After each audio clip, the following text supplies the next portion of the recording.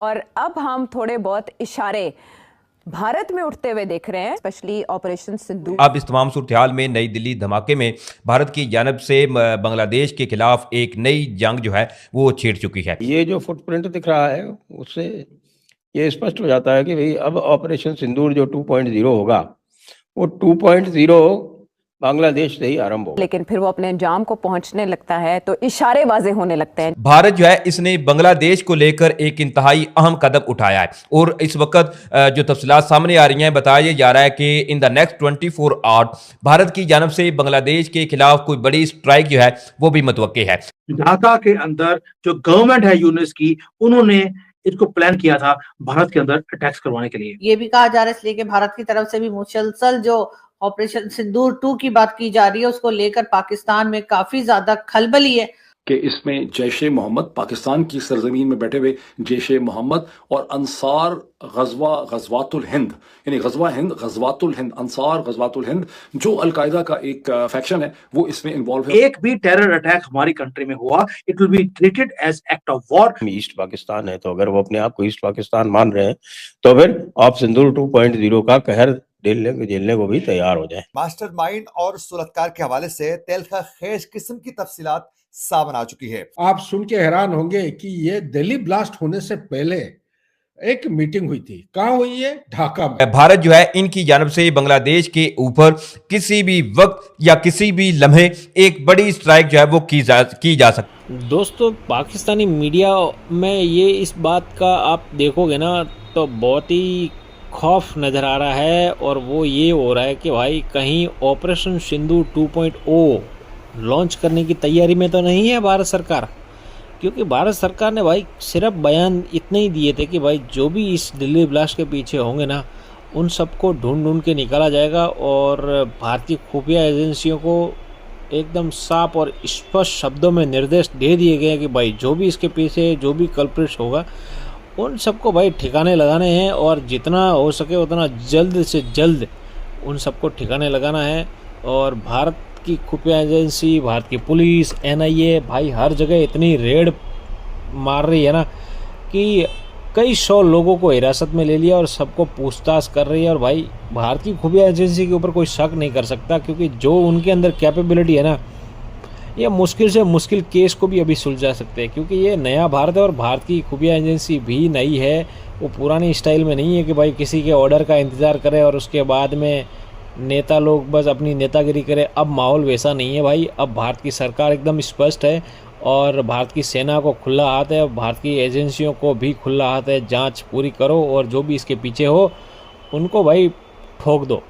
तो अभी तैयारी पूरी चल रही है। अगर ऑपरेशन सिंदूर लॉन्च हो गया तो पाकिस्तान को पता है कि पाकिस्तान की क्या हालत। इस तमाम सूरत में नई दिल्ली धमाके में भारत की जानब से बांग्लादेश के खिलाफ एक नई जंग जो है वो छिड़ चुकी है। इस वक्त क्या सूरत हाल है, इस हवाले से आपको कुछ इंतहाई अहम तरीन तफसीलात इस वीडियो में इनसे आगाह करूंगा। इस सूरत हाल के अंदर नई दिल्ली जो धमाका हुआ इसकी मजीद तहकीकात क्योंकि अभी भी भारतीय पुलिस ज़राए इसके अलावा दीगर एजेंसी जो है वो करती हुई नजर आ रही हैं। तो ऐसे में कभी भारत की जानब से पाकिस्तान के ऊपर इल्ज़ाम आयद किए जा रहे हैं तो कभी टर्की। लेकिन अब इस तमाम सूरत हाल के अंदर भारत जो है इसने बांग्लादेश को लेकर एक इंतहाई अहम कदम उठाया है और इस वक्त जो तफसीलात सामने आ रही हैं बताया जा रहा है कि in the next 24 hours Bharat की जानब से बांग्लादेश के खिलाफ कोई बड़ी स्ट्राइक जो है वो भी मुतवक्के है। नाज़रीन किराम, बांग्लादेश को लेकर भारत जो है वो ऑलरेडी परेशान है क्योंकि बांग्लादेश की इस वक्त की जो हुकूमत है इस पर भारत की जानब से ये इल्ज़ामात आयद किए जाते हैं कि ये जो इस वक्त मोहम्मद यूनुस की अबूरी हुकूमत है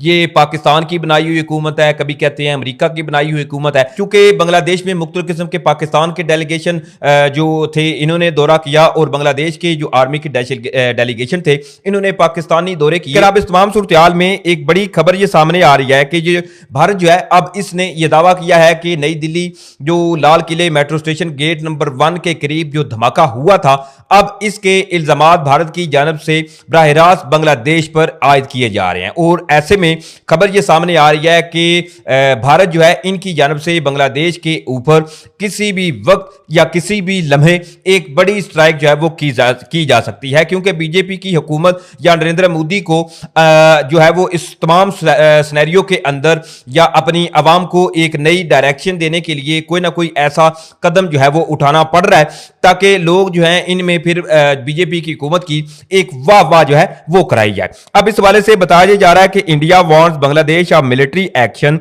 after accusing that it's support Pakistan and it's involve in Delhi blast. अब यही बात है कि बांग्लादेश को पाकिस्तान का इत्तेहादी है, बड़े बांग्लादेश और पाकिस्तान के जो ताल्लुकात हैं इस वक्त जो हैं वो इंतहाई अच्छे हैं, तो वहीं on the other hand Bharat के क्योंकि बांग्लादेश के साथ ताल्लुकात अच्छे नहीं, तो इसमें जी भारत जो है वो अब बांग्लादेश के खिलाफ मुख्तलिफ किस्म की जो ऐसे बेसलेस इकदाम हैं वो करता हुआ नजर आ रहा है। अब इस तमाम सूरत हाल के अंदर जी जैसे ही ये खबर सामने आई कि मुमकिन भारत की जानब से बांग्लादेश के ऊपर कोई स्ट्राइक की जा सकती है, ढाका के अंदर जो गवर्नमेंट है यूनिस की, उन्होंने इसको प्लान किया था भारत के अंदर अटैक्स करवाने के लिए। जो गवर्नमेंट है बांग्लादेश की वो चुप है, उन्होंने एक ही बात बोल दी है, हमारी इन्वॉल्वमेंट नहीं थी, ये वो गंदा आदमी है हरी सी वो टाई डालकर। वैसे दुनिया में आपको कोई भी और इंसान जो है वो हरे रंग की टाई डालते हुए नहीं दिखाई देंगे एक्सेप्ट दिस जानवर्स। इन्होंने प्लान किया कि भारत को तंग करना है, और पाकिस्तान इनको यूज इसलिए किया क्योंकि मोदी जी ने एक स्टेटमेंट दिया था कि अगर एक भी टेरर अटैक हमारी कंट्री में हुआ it will be treated as act of war, हम पाकिस्तान को खत्म कर देंगे। तो पाकिस्तान ने अपने हाथ क्लीन रखने के लिए बांग्लादेश को यूज किया, और ये कॉन्स्पिरेसी पूरी की पूरी जो शोएब चौधरी हैं बांग्लादेश के अंदर बैठ के हीरो, उन्होंने इसको उजागर किया है बाद में। लेकिन इंडियन मीडिया और रॉ के पास ऑलरेडी सारे प्रूफ आ चुके हैं, एंड अब छोड़ा नहीं जाएगा, क्योंकि डेडली कॉन्स्पिरेसी जो एक्सपोज हुई है, जहां पर पाकिस्तान और बांग्लादेश दोनों ने मिलकर काम किया भारत के खिलाफ। दिल्ली के ब्लास्ट दोस्तों रैंडम नहीं थे, प्लान था, कोऑर्डिनेटेड था और एग्जीक्यूट किया गया प्रिसीजन के साथ। और इंडियन इंटेलिजेंस के पास प्रूफ है अब इसलिए बोल रहा हूं बार बार, क्योंकि इस बार हम प्रूफ लेकर दुनिया को दिखा रहे हैं। मैंने पहले बोला था डोनाल्ड ट्रंप बहुत नया मुसलमान बना है, 5 बार नमाज पढ़ रहा है आजकल, तो उसको प्रूफ देने जरूरी है बेटा। जिसके साथ तू ये इतना खुशियां मना रहा है वो क्या करते हैं ये देख ले।